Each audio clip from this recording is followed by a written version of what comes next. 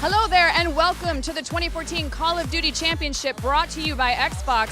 I'm Jessica Chobot and I'm here in Los Angeles, California, joined by the greatest Call of Duty teams in the world. They have battled their way here for a chance to partake in the $1 million tournament where the winner will go home with $400,000 and the coveted title of Call of Duty Champion. Now before we get started, let's check in with Shoutcaster and my good friend Alex Mendez. You know him as Golden Boy, to see how things are going to kick off. Thanks, Jessica. Obviously, this tournament is absolutely insane. Now, the way that the format works, you have 32 teams competing in various groups. In those groups, 2 teams will advance. So you have 8 groups, 2 teams advance to a bracket play tomorrow, where they will be participating in a randomized 16-team double elimination bracket, and of course there can only be one Call of Duty World Champion. Now, some teams that you want to look out for, specifically Optic Gaming. They're one of the more favorite teams going into this event. Complexity regarded to be one of the best teams in the world. Strictly Business, Team Caliber, and then you have the Australian Triton T1 Daughters. I'm really looking forward to seeing what these guys could do here. It's going to be an absolutely insane event, and of course you're not going to want to miss it. Hey everybody, with me is Jonathan Murnane, the Director of Experiential Marketing over at Activision and the man that pulls the strings here at the Call of Duty Championships. Now tell me, how do you put on something like this?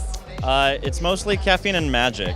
No, seriously, we have a lot of people working really hard on this behind the scenes, both with Activision, with our partners at Xbox, from our agency partners. There's just hundreds of people putting all the pieces together to really make this come together. Now you have people literally from all over the world.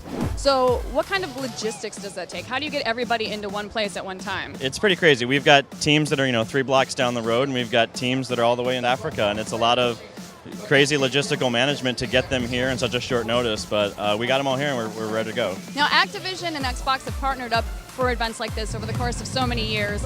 How has your relationship developed over the course of time?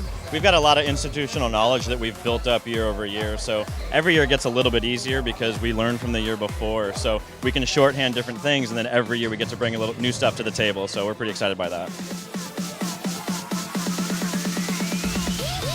I have managed to snag Sundance DiGiovanni, founder of the MLG. Thank you for joining us. Thanks for having me. So how does an event like tonight's event impact esports, and what's at stake for the players here tonight in LA? Well, there's $1 million at stake, but more importantly, this is the first time we're playing a major esports event on the Xbox One. It's been pretty tremendous already. So in your opinion, how does the Xbox One and next-gen gaming affect the future of esports?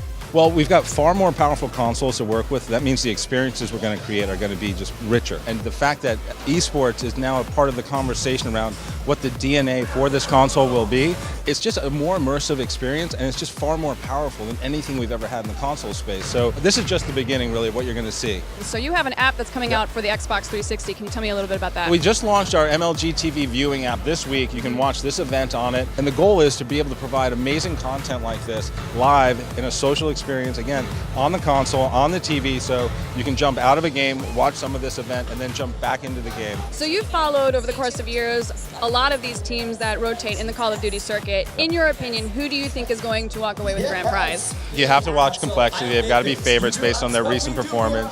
SB and TK have a shot, and Optic's a fan favorite. I mean, what it comes down to is no matter who wins, it's going to be a great weekend of esports. Call of Duty is going to be on a major stage globally, and the fans are going to have a great time. And it is almost a wrap on day one of the Call of Duty Championship, but don't worry, we still have plenty of action coming your way tomorrow as the advancing teams get that much closer to getting their hands on the $1 million prize pot in the first worldwide esports competition on the Xbox One. Make sure and tune into the finals live on Xbox on March 30th. You absolutely do not want to miss it.